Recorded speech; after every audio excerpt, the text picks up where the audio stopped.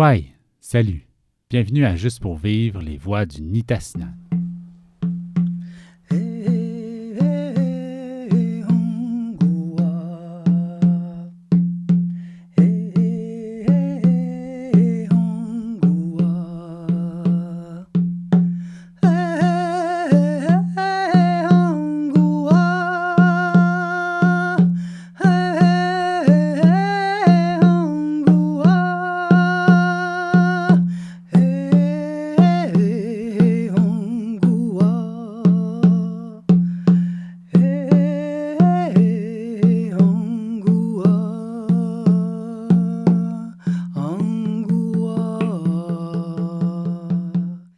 Kwe nimstal nulelten utetayan minuat pegwa nutimet Kwekwatsew Nichinkashin Nuchimiulnu.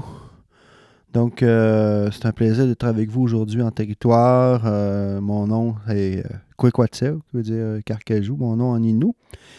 Michael Paul, mon nom colonial. Danny Michael Paul. Mon nom de famille, c'est Makanaskina. Mon nom du côté de Cléré. Je porte le nom de ma mère, Paul. Mais mon nom côté autochtone, Makanaskina, qui veut dire terre de la tortue. Puis du côté de ma mère, Paul, si on recule, c'est vraiment Neptune. Mais anciennement, quand on recule, c'est tous des noms aussi autochtones là, dans la généalogie que je vais vous montrer. Plus tard, je lis ma généalogie avec moi. Du côté de mes deux côtés. Mais en tout cas, c'est un plaisir d'être avec vous aujourd'hui. Tchinishkometen. Dis-moi, Michael, tu es encore impliqué dans des démarches de protection du territoire du caribou. Tu as même fait partie d'une grande démarche de consensus qui a mené à la rédaction du manifeste des premiers peuples. Est-ce que tu veux nous en dire plus sur ton implication dans tout ça? Puis, oui, vraiment. Mais j'ai oublié de mentionner ça, je suis auteur, compositeur, interprète, c'est mon métier, mais en même temps activiste, justement, protecteur pour les territoires ancestrales, vraiment un gardien là, du Nitassinan, pour la protection des territoires. J'étais impliqué là, directement. Je suis membre du collectif Mashkassi, dans le fond, qui est un collectif qui a été créé par des chasseurs-cueilleurs Inuits, Passamaquoddy, pour soutenir les luttes au front des premiers peuples, puis appliquer l'autodétermination directement. Continuer à l'appliquer depuis des millénaires, comme on fait de génération en génération, puis qu'on le transmet. Puis, dans le fond, c'est que plusieurs groupes autochtones se joignent au mouvement chasseurs-cueilleurs depuis des temps immémoriaux. On occupe la terre-mère, Turtle Island, et maintenant un lien sacré avec la terre, l'univers, une relation d'équilibre, de respect, de partage. Notre rôle, c'est de protéger la terre, l'eau, la vie, les plantes pour les générations futures. Il faut savoir que le premier peuple Innu qui est présent sur ces terres, Siamek-Cri, les peuples autochtones, depuis des temps immémoriaux, n'ont jamais cédé le territoire. Le rôle en tant qu'Innu, c'est de toujours de protéger cette terre ancestrale pour les générations futures. On s'est toujours organisé de façon ancestrale, autonome. Ce principe s'appelle Wechet Tequaimachichun. Puis ça, c'est avant les structures étatiques coloniales imposées, conseil de bande, gouvernement. Notre peuple est un peuple nomade distinct de par sa culture, de par sa langue, que nous détenons toujours cette responsabilité ancestrale, cette souveraineté ancestrale. Donc, c'est ça le rôle là, du collectif, dans le fond, auquel je suis membre. Puis qu'on a participé, là, comme j'ai dit, différentes là, actions pour protéger la forêt. Concernant le manifeste des premiers peuples, j'ai comme été impliqué dans les cercles de discussion. Il y a eu de nombreux cercles de discussion. Ce manifeste-là a été dirigé par Pierrot Ross Tremblay, Innu Décipit, avec Nawel Hamidi, qui est donc Eux autres, ils ont fait différents endroits, ils se sont déplacés à Ottawa, ils ont rencontré différents peuples, membres de différents peuples autochtones pour créer des cercles de discussion, pour parler en fait de l'autodétermination d'une façon décoloniale. C'est des cercles qui ont été interdits, qui ont été interdits dans les communautés, interdits dans les gouvernements, parce que les gouvernements ne reconnaissent pas les consensus, puis les chefs héréditaires, les pouvoirs traditionnels ancestrales qui prônent le consensus. Ils reconnaissent seulement les entités qui ont mis en place les conseils de bande. Fait que juste parler de ça, d'autodétermination en dehors de ces cadres-là, c'est déjà difficile. Il n'y a pas de place pour ça. Dans les communautés, ben, c'est vu comme une menace au régime actuel. Fait que t'es souvent stigmatisé, t'es souvent mis de côté, tu subis des pressions. Juste nous autres, en voulant protéger la forêt, ben, il y a beaucoup d'entrepreneurs dans la communauté qui faisaient pression pour qu'on arrête. Là. Fait que c'est des enjeux qui sont très difficiles à débattre dans les communautés à cause de 150 ans de colonisation intériorisée. Le bon Indien, comme on dit, là, être des bons Indiens de la loi des Indiens, ben c'est ça, c'est que ça amène des divisions. Puis nous autres, notre but là-dedans, ben, c'était d'ouvrir des discussions décolonialement, puis de revenir aux sources, puis d'aller vers les aînés, puis de créer des cercles sans qu'il y ait cette barrière-là. Paternaliste, ce qu'on appelle les régimes coloniaux d'autorité gouvernementale paternaliste, parce qu'il y a très peu de place pour la femme dans ces gouvernances-là. Donc, on voulait revenir vraiment à ça, à ces cercles-là. Fait que c'est pour ça qu'il y a des cercles qui ont été ouverts un peu partout dans cette démarche-là. Des fois, dans des villes, on est allé à Ottawa. Moi, j'avais été à Ottawa spécifiquement. Puis j'avais rencontré des Ojibwe, des Cris, qui faisaient partie de la discussion. Je sais que Pierrot, il a fait d'autres discussions à Mingan avec d'autres groupes autochtones là, un peu partout. Là. Ça date pas d'hier que cette démarche-là. Puis lui, il a mené en place ce projet-là de faire un manifeste des premiers peuples, rassembler toutes les, si on veut, les idées qui ont été débattues, qui ont été parlées, puis le mettre par écrit. Donc, il a voulu mettre ça au nom du manifeste des premiers peuples. Puis je trouvais ça vraiment intéressant. Parce qu'on ne voulait pas nécessairement donner des noms parce qu'on subit beaucoup de pression de la part des conseils de bande, parce qu'on propose une alternative qui est différente.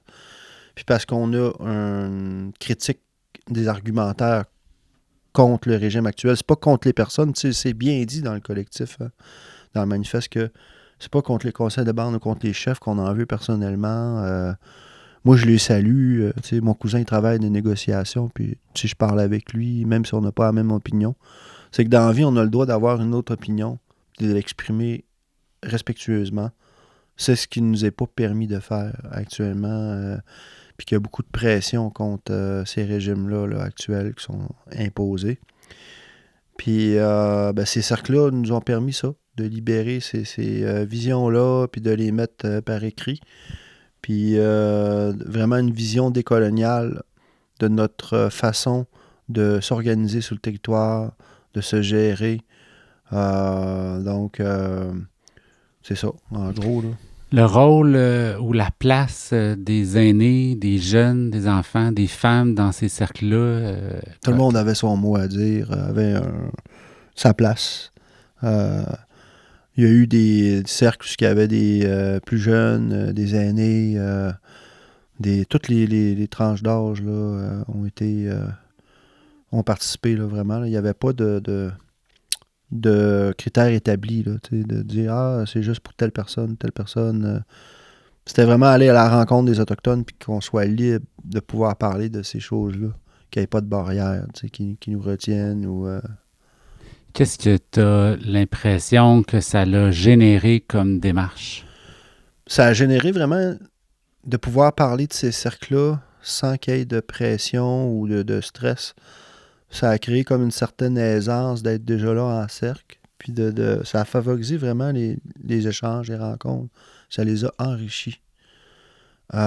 Puis les gens se sont vraiment ouverts à leur vision de comment ils voient l'autodétermination décoloniale autochtone au moment présent, antérieurement, puis dans l'avenir, exemple.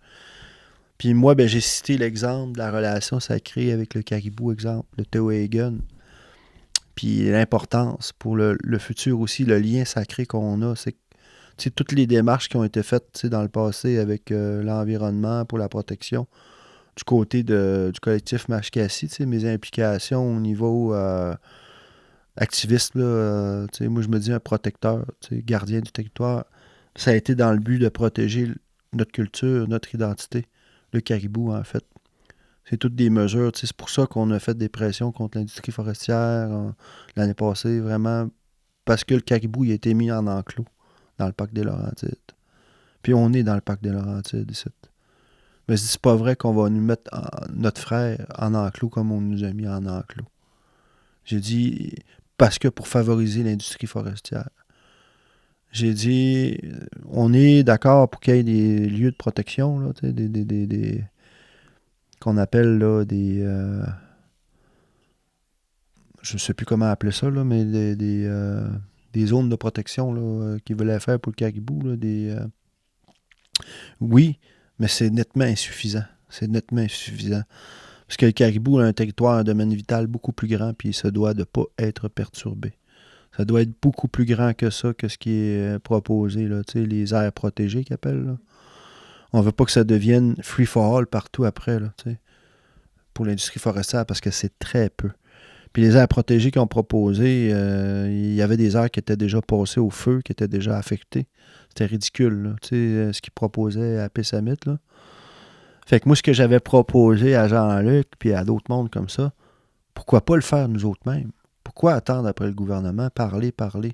Parce que c'est toujours une question de parler. Parler. Pendant ce temps-là, qu'est-ce qui se passe? Le caribou, il s'éteint, il meurt. L'industrie, elle coupe à plein nez. Fait que pourquoi pas exercer notre autodétermination directement puis mettre en place notre propre aire protégée, selon l'aire de répartition du caribou. On va le mettre en place. On n'attendra pas après le gouvernement. C'est non cédé. On va le faire. On va mettre des guérites. On ne barrera pas personne. Tu ne barres pas personne. Pas le but, c'est de barrer personne. OK, oui, on va laisser les circuler, mais on va surveiller avec des surveillants comme Jean-Luc qui fait, des gardiens de caribou. Les portes vont être fermées à l'industrie forestière. Tout le reste va être ouvert, mais vous ne perturbez pas les caribous. Puis on a des surveillances avec des drones. On investit avec des drones, puis le territoire est grand. On va mettre des guérites, on va mettre en place l'air protégé. Ça va être géré par les Inuits. Le gouvernement n'aura pas le choix. Là, là ça ne sera plus à l'heure du parler. Là ils vont venir et ils vont nous respecter. Puis s'il faut aller se débattre en Cour suprême, on est reconnu, notre titre aborigène est reconnu. C'est pas en Cour supérieure qu'on va perdre notre temps. On a des droits reconnus. Il y a été des gains qu'il y a eu. Ben, c'est comme ça que ça va se passer. Moi, je pense que c'est ça la solution. Parce que plus qu'on attend, plus qu'on va parler, ça va faire comme, gars, qu'est-ce qui se passe, là, les petites terres qui proposent à des caribous qui sont déjà en enclos. Là. Ça marche pas, là. Tout le monde est un peu gagnant de ça, en fait, parce qu'on a tous été, d'une certaine mesure, choqués, traumatisés, affectés par les feux de forêt récemment, mais il y a un lien à faire entre la manière dont on gère la forêt et les feux de forêt, l'habitat des caribous, et on a beau être dans la ville derrière nos habitudes, notre confort, nos écrans, mais quelque part, ça nous affecte tout ça. Effectivement. On regarde juste les retombées des fumées. Qu'ils ont eu des avis pendant des jours à New York, à Montréal. Ça a affecté la santé respiratoire des gens. Écoute, les feux de forêt, les animaux, c'est des gros impacts. Là. Il y a encore des effets néfastes là, sur la santé là, de ce qu'il y a eu l'année passée, sur des gens qui étaient plus fragiles aussi, au niveau des poumons. Ça ferait prendre conscience. Là, nous autres, on a une demande de moratoire l'année passée pour qu'ils arrêtent les coupes à cause de ça, des effets de la santé, puis on l'a signé avec les maires Mohawks, puis avec le mouvement Goniaji, les Atikamekw, puis Mashkassi. Puis on avait demandé ça, qu'ils arrêtent les coupes forestières par rapport à ça, pour le caribou aussi, pour la protection du caribou, mais tout est relié. Tout est relié avec les changements climatiques qu'on vit actuellement. C'est à cause de la surexploitation sans mesure. le non-respect du vivant, puis le non-respect de ce que les aînés ont dit, des Autochtones. Ça fait longtemps qu'ils en parlent.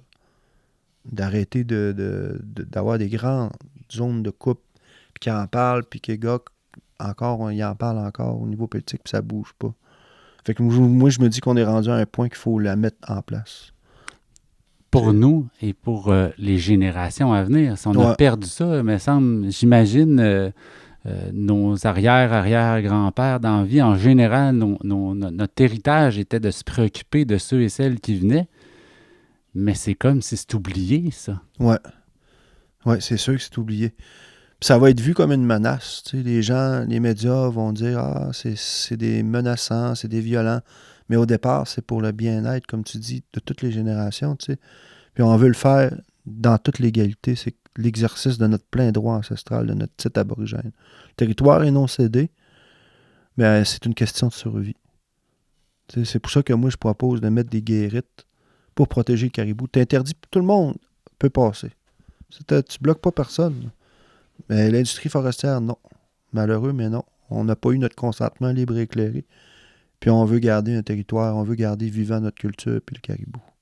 Puis s'il faut aller se débattre en cours contre l'industrie forestière, moi je serais prêt à me battre jusqu'au... Écoute, s'il y en a d'autres qui sont prêts, on va y aller.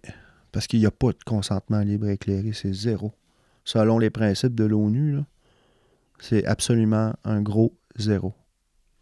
Ça représente bien les valeurs qu'on discutait précédemment au niveau de l'accueil, du partage du territoire, justement, tu sais, quand tu mentionnes de dire, ben, on ne veut pas garder le territoire de manière exclusive, ça, je pense que c'est un point aussi, puis l'humain, l'inou, fait partie du territoire aussi, là. Ouais. Il n'est pas question de créer un aire protégé qui est séparé de l'humain, là, dans le fond, tu sais. Exact. C'est d'embrasser cette connexion-là.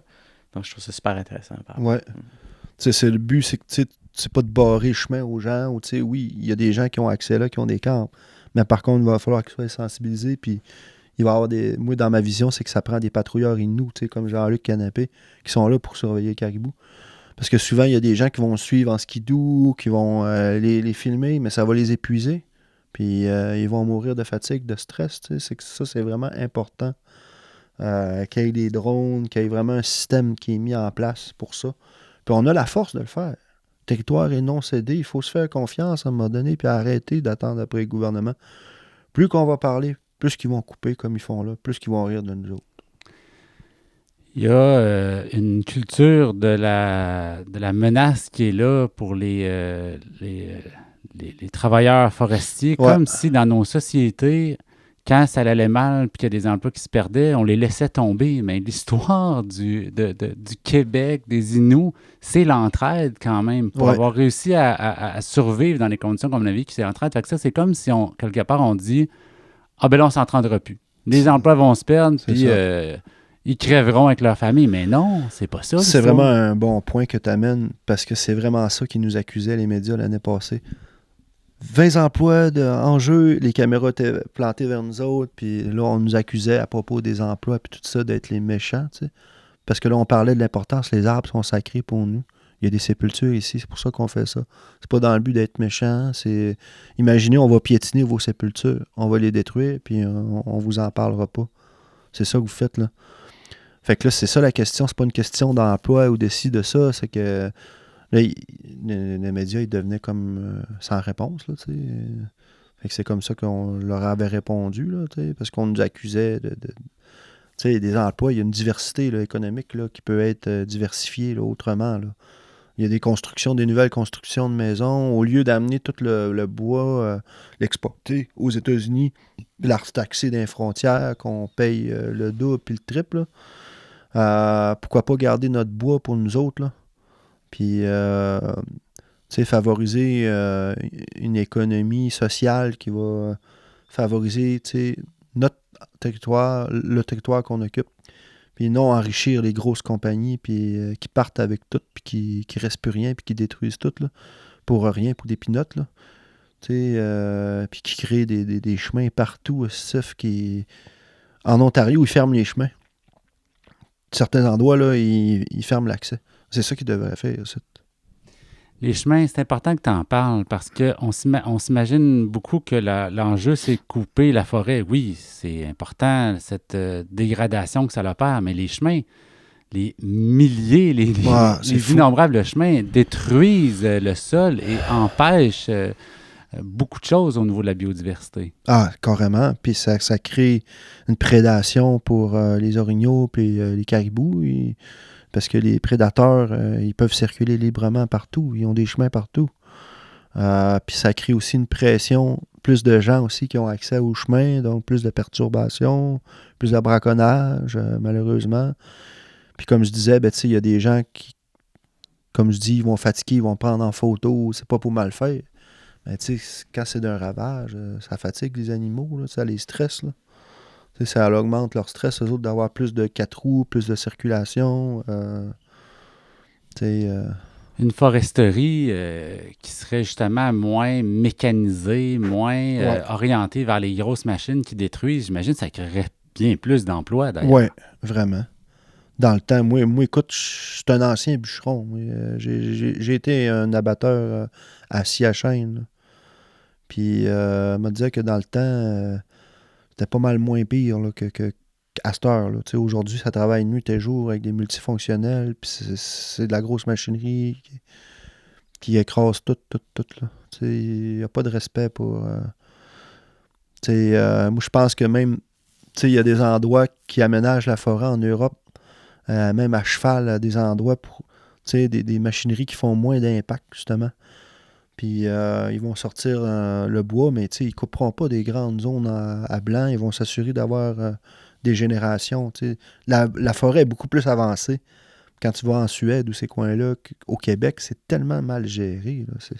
C'est géré cowboy et puis géré grosse compagnie qui vient tout prendre, puis qui calisse son camp, puis nous autres, on ramasse les petites miettes, là, puis on se ramasse avec les impacts environnementaux, puis les périls environnementaux qu'on vit, là, l'extinction du caribou qui est maintenant placé dans les espèces menacées, puis des autres espèces. Là, je t'écoute, tu as beaucoup parlé d'autodétermination du peuple Innu, mais dans ton discours, j'entends aussi beaucoup un besoin d'autodétermination du peuple québécois aussi par rapport au territoire sur lequel on vit, par rapport à un peu notre...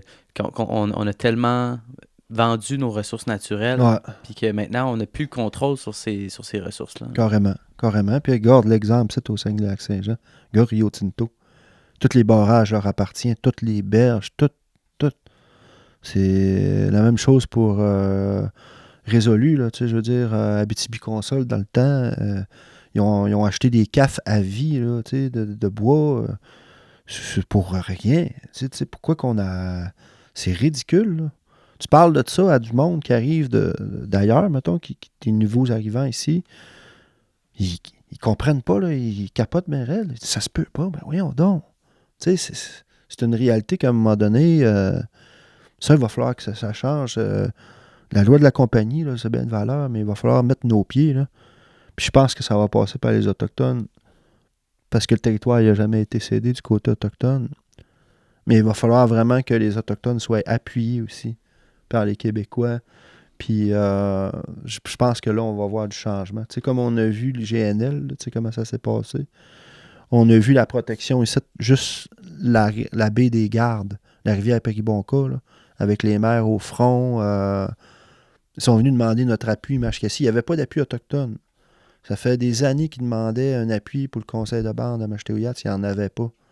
Fait que quand ils nous ont rencontrés, ben là, j'ai dit, ils ont une usine de bois, puis ils ont 200 000 cubes à couper. Ils ont une entente de coupe forestière, c'est sûr, là, ils vont parler d'être sensibilisés, ils vont envoyer des communiqués, tu sais. Mais on peut dire que c'est une épée dans l'eau, tu coupes, là, tu sais, je veux dire, 200 000 mètres cubes, là, c'est beaucoup, là. Par année, là, fais le calcul, là, comment ils se coupent de mètres cubes au Québec de bois, là. 200 000 mètres cubes, là, ça contribue vraiment à briser l'habitat du caribou, là, ça contribue pas à...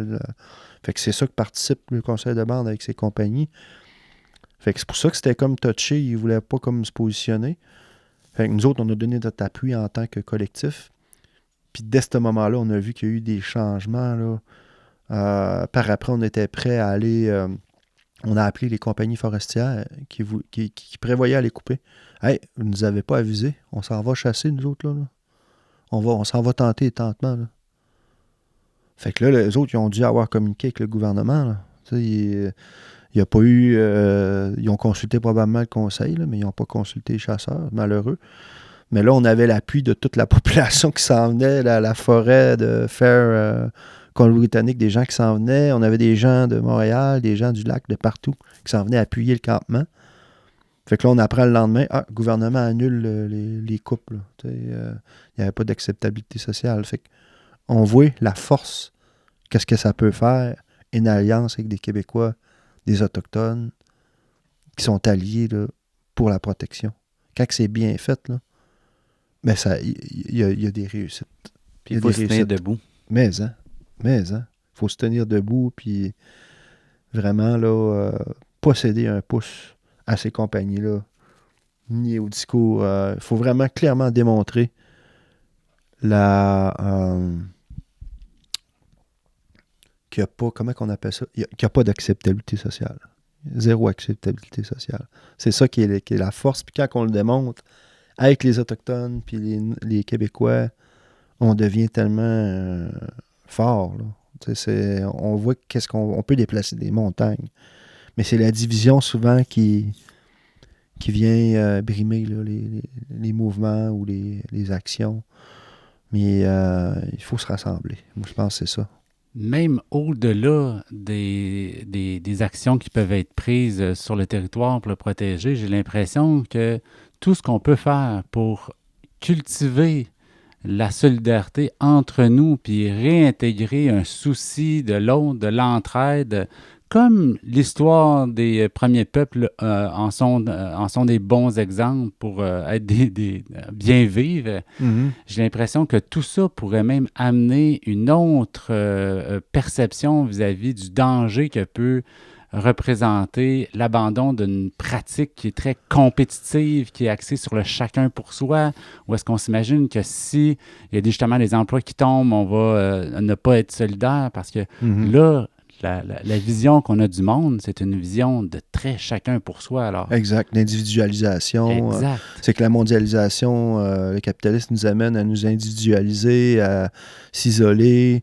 Puis vraiment, écoute, ça nous éloigne justement du vivre ensemble puis de s'entraider. Tu sais, moi, je recule dans l'époque des premières colonisations, c'était dur, là. Puis s'entraidaient. Tu sais, arrives au lac Saint-Jean, les gens sont solidaires, il y a encore cet esprit-là tu sais, qui est là. Puis tu sais, quand on dit les premiers peuples, quand ils sont arrivés, ils ont aidé à passer le premier hiver, comme tu disais.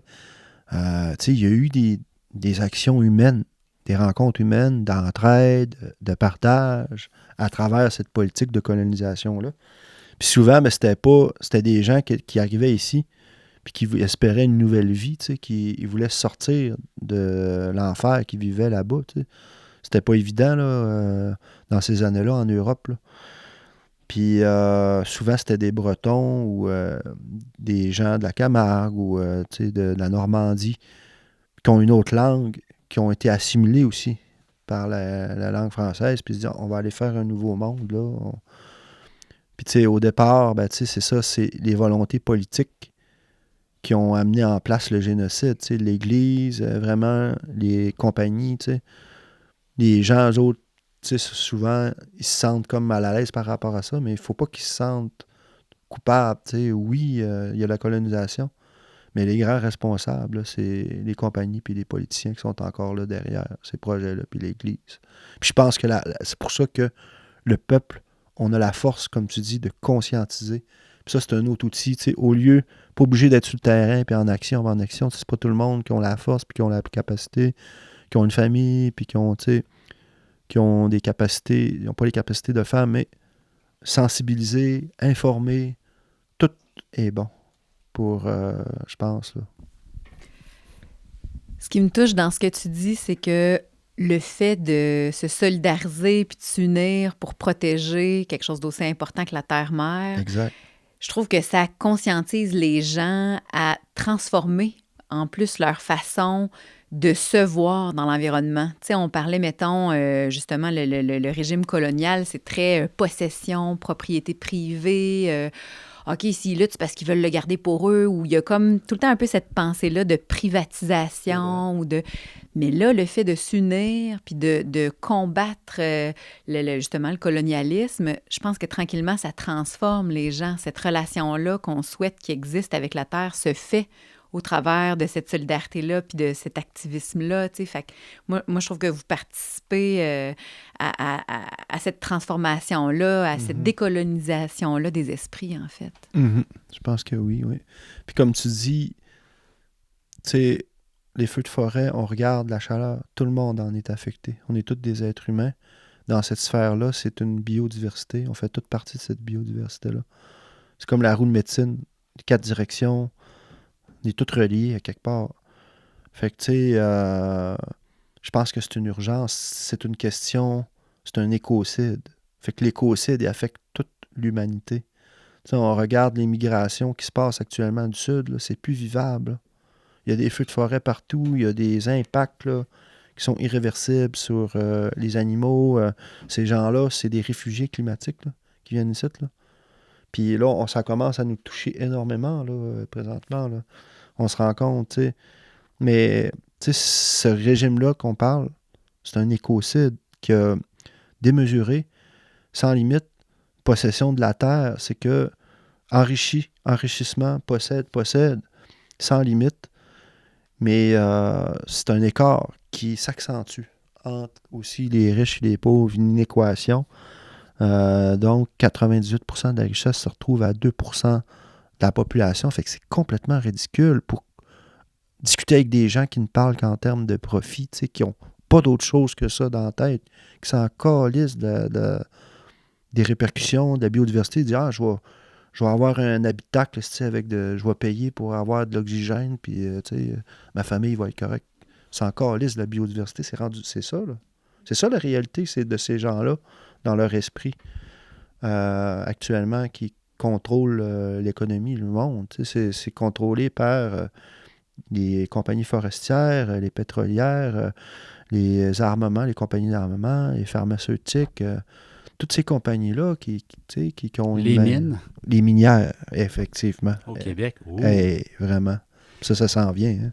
J'ai aussi l'impression qu'on parle beaucoup d'éco-anxiété en ce moment face à toute cette détresse-là qui peut nous envahir quand on s'imagine l'avenir, puis même le présent. Mm-hmm.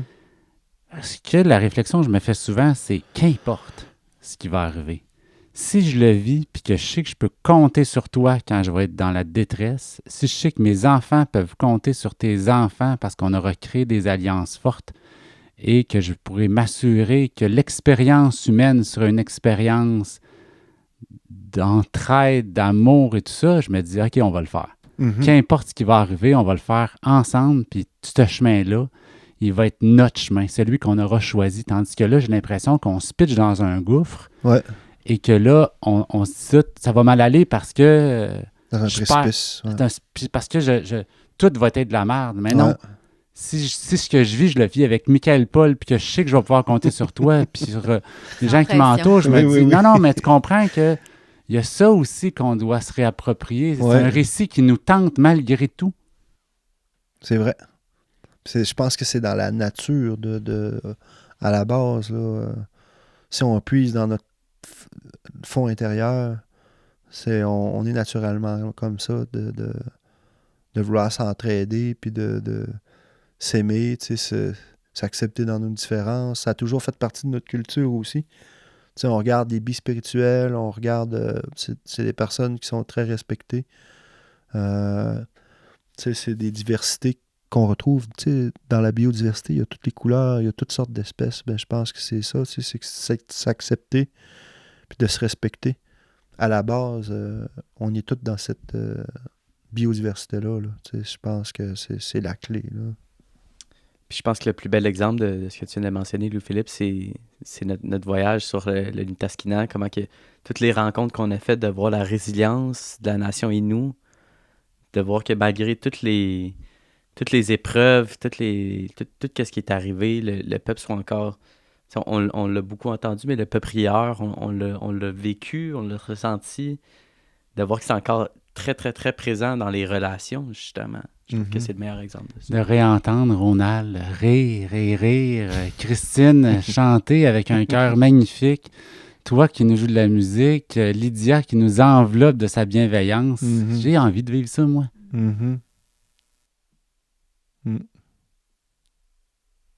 Innu Lokomu, ça devait être quelque chose aussi. Il y a eu un gros festival là, à cette île.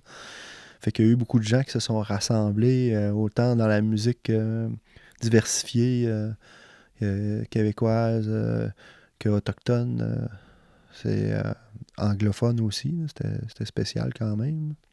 La culture peut nous réunir. Ben oui, c'est ça. Exactement. Une culture qui n'est pas d'une culture de consommation, mais d'une culture de vivre ensemble, célébrer. Oui, partager, célébrer.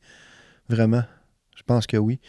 Puis les Makusham, c'est un peu ça à la base. C'est des rassemblements communautaires où le repas est servi gratuitement, où c'est une occasion justement de partager, de vraiment d'aller à la rencontre de l'un et de l'autre. Puis ça favorise des échanges. Puis à la base, c'est ça, le Makusham. Dans l'histoire humaine, les femmes ont souvent été les premières perdantes des injustices en général. Est-ce que tu as une pensée particulière pour les femmes dans ta démarche? Vraiment. Écoute, moi, je chante pour les femmes autochtones. J'ai fait un chant à Rimouski hier, Ilnu Tapeltamun, qui veut dire l'autodétermination. Je rends hommage, dans le fond, aux femmes autochtones disparues et assassinées, à Joyce Echaquan dans cette chanson-là. Toutes les femmes autochtones qui sont les piliers de notre culture, de notre identité. Puis, tu sais, j'ai eu une petite ovation, là, tu sais, quand j'ai présenté cette chanson-là. J'ai été élevé par ma mère. T'sais, mon père est parti quand j'avais 2 ans, puis j'ai été élevé par un beau-père. Depuis ce temps-là, c'est la même beau-père encore qui est là aujourd'hui. Mais pour moi, la mère a un rôle, un pilier fondamental, tu sais, à me porter. C'est elle qui porte la vie. Puis c'est sont sacrés. Puis sont tellement méprisés dans ce système-là qu'ils ont mis en place, paternaliste. C'est que jusque dans notre identité, ils ont arraché la femme justement pour la rendre moins importante. Les femmes autochtones qui mariaient des non-autochtones perdaient leur statut. Justement parce qu'ils savent que l'éducation, la langue vient de la femme. C'est la femme qui porte l'enfant intérieurement. Fait que c'est vraiment une politique d'assimilation, tu sais, de génocide, là. Fait que c'est vraiment cette loi paternaliste-là qui est venue s'assire la loi des Indiens. Fait que c'est pour ça que moi, dans ma démarche, ça fait partie vraiment d'une démarche majeure de venir me réapproprier le territoire dans le but de briser cette loi-là paternaliste puis de justement faire reconnaître aussi d'ailleurs, rendre hommage à la femme autochtone parce que ça a été eux qui ont le plus écopé là-dedans. Puis on regarde juste les postes de traite à l'époque, là. C'était devenu des pièces d'échange, de marchandage, parce que les riches Écossais qui arrivaient puis qui géraient les postes de traite, souvent ils se mariaient forcés, faisaient des mariages forcés. Puis les femmes choisissaient d'y aller à contre-cœur pour la survie. Ils ont dit, je vais y aller. Pour la survie de sa nation. Dans le fond, ils ont écopé. Ils ont sagement, respectueusement, ils ont fait des décisions pour survivre. Puis aujourd'hui, on est encore là. Fait que c'est eux qui ont le plus sacrifié, là. Vraiment, vraiment, vraiment. Puis dans ma démarche, là, moi, c'est vraiment central, là. Je n'existerais pas si ma mère n'aurait pas été là pour moi.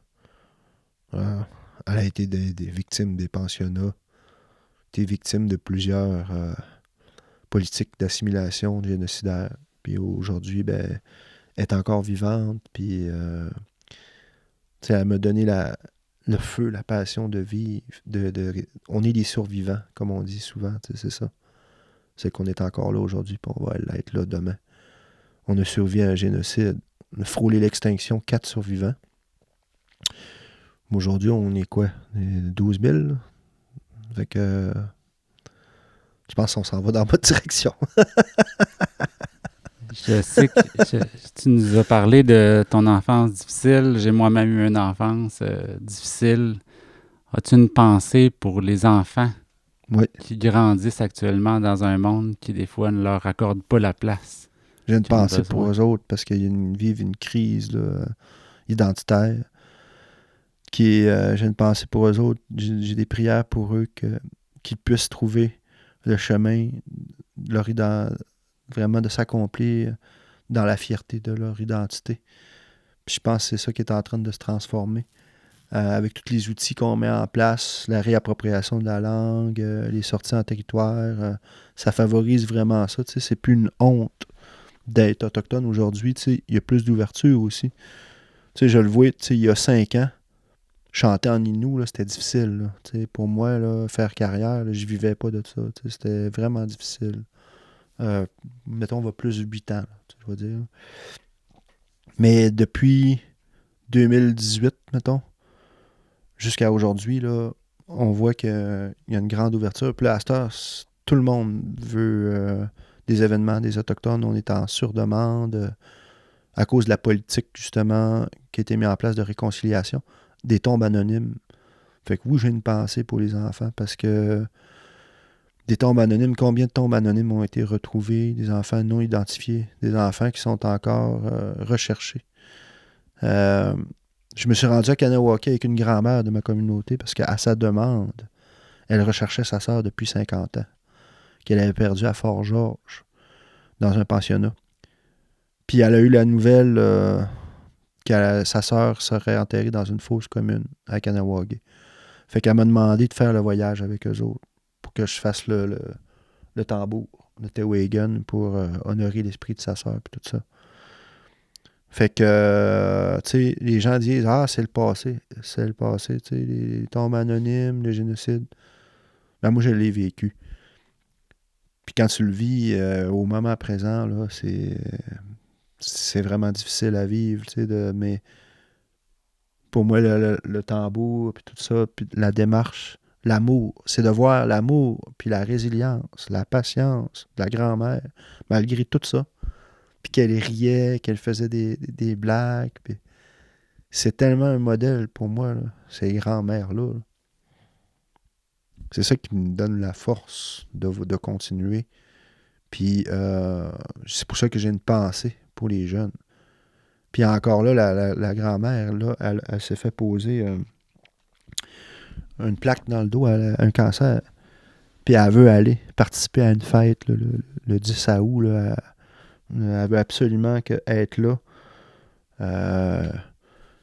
pour sa nièce. Puis même si ses médecins l'ont recommandé, ces grands-mères-là sont tellement fortes. Là. En tout cas, ça signifie beaucoup pour nous autres. Pour moi. Tu parles d'amour, de résilience, de force. On dirait que c'est des valeurs que je retrouve beaucoup dans la mère nature. Oui. J'ai l'impression qu'ils portent cette force-là, puis c'est peut-être aussi pour ça qu'on appelle ça la mère nature. Mm-hmm. La mère terre, oui. C'est vrai que nous autres, on appelle ça Chikawinuasi. C'est comme un nouveau terme, plus New Age, si on peut dire, pour les Inuits. Terre-mère, tout ça.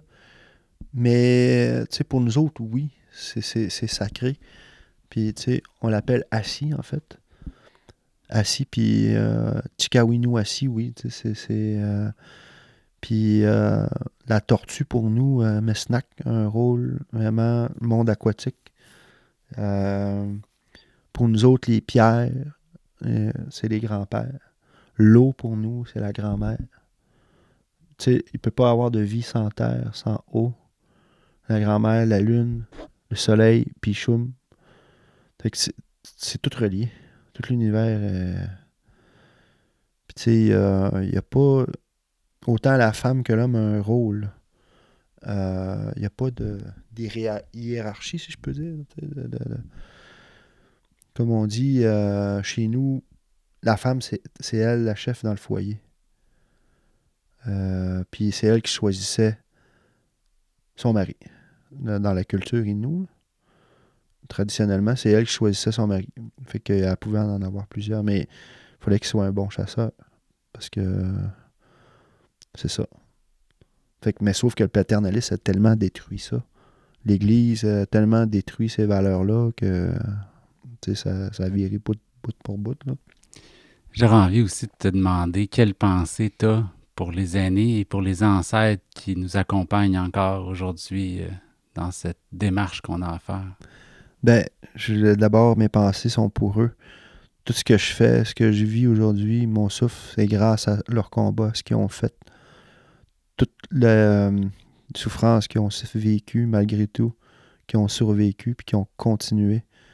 En nomadiste, c'est jamais abandonné, comme le caribou, qui arrête jamais de marcher. Il est sur le bord de l'extinction. Mais c'est la même chose que les ancêtres, il y a cette pensée-là.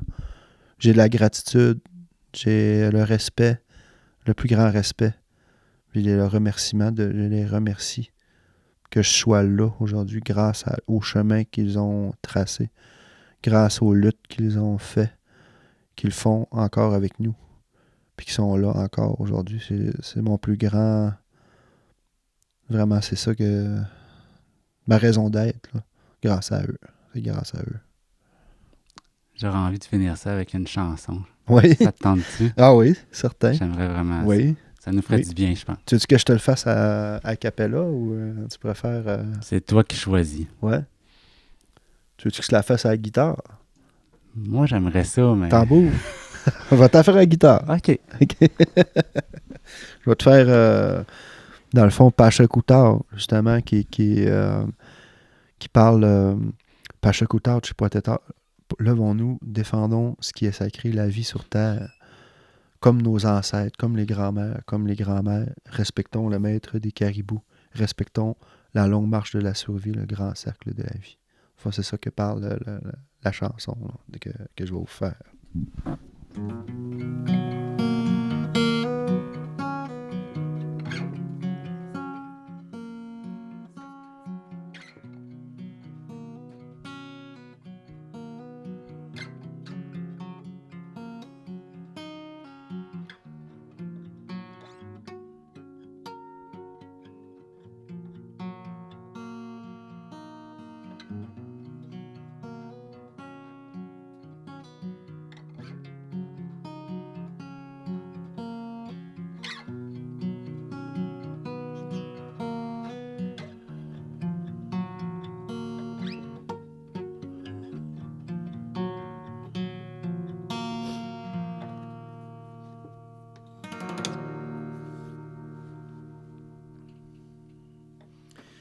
Biam gentimu sumnu nasita mesknu ispetel mata ate kwape ispetel mata te mando chinwa mesknu umenuen parce coutar spoititar liunte asi de bachi tout est nano, dès que toi simnu canita, petite nemuta, yam gentimo somnot, we ah we yo, we ah we yo, we ah we yo, we ah we yo, Yahweh yo.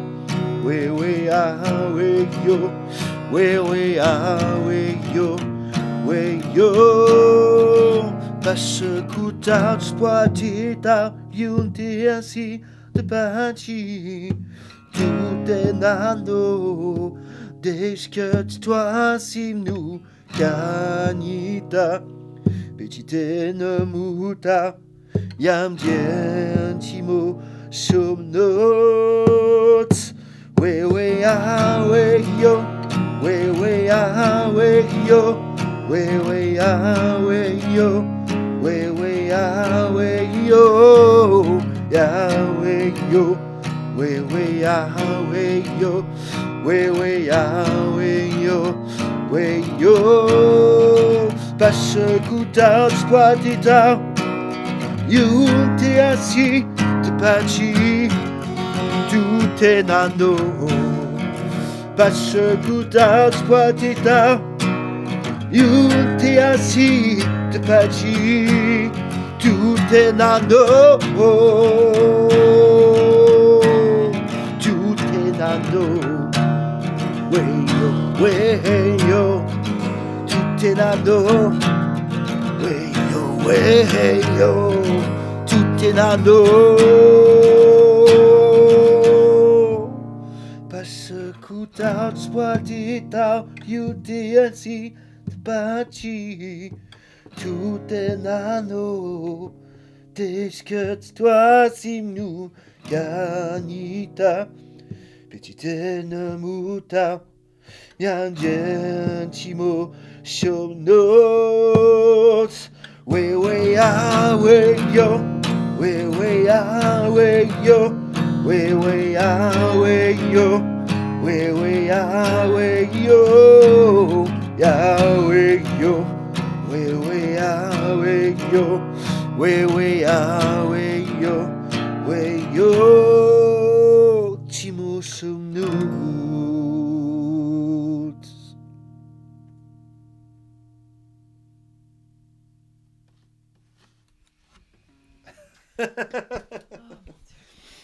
Oh là là.